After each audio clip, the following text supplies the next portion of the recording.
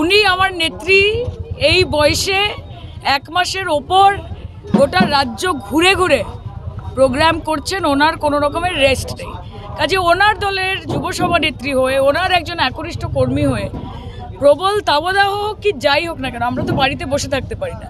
আর কষ্ট শুধু আমাদের না, কষ্ট হচ্ছে আমাদের কর্মীদের, কষ্ট হচ্ছে সাধারণ বাড়ির মা বোনেরা যারা আমাদেরকে দেখার জন্য বা আমাদের সাথে কথা বলার জন্য বেরিয়ে আসছে। আমি মনে করি না যেটা আমার একার একটা কোনো বিষয় যে এত গরমে আপনি কি করে এত কষ্ট করছেন। কষ্ট তো করতেই হবে রাজনীতির ময়দানে, কষ্ট না করলে মানুষের কাছে পৌঁছবই করে। অভিষেক বন্দ্যোপাধ্যায়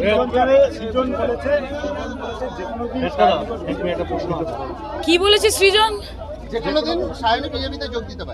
সৃজনের আসলে আমি জানি না, আমি বেশি কিছু বলতে চাই না।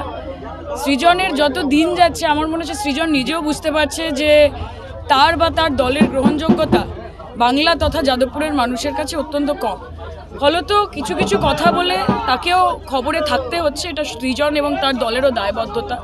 তবে আমি সৃজনকে বলবো যে এবং অন্যান্য বিরোধীদেরকে যে আমার ব্যাপারে খারাপ কথা বলে আপনারা যদি মনে করেন আরও 4টে এক্সট্রা ভোট পাবেন, আপনারা সেটা পারবেন না। 2021-এ মমতাদির বিরুদ্ধেও বিরোধীরা এই ট্যাকটিকটা চেষ্টা করেছে এবং মুখ থুবড়ে পড়েছে। কাজে মন দিন, কাজে থাকুন, মাঠে থাকুন, মানুষের কাছে পৌঁছন। এবং সিপিএমের জন্য আমি স্পেসিফিক্যালি বলবো যে আগে বিধানসভায় আসুন, প্রধান বিরোধী দল হয়ে দেখান, তারপর দিল্লি দূরে বহুত দূরে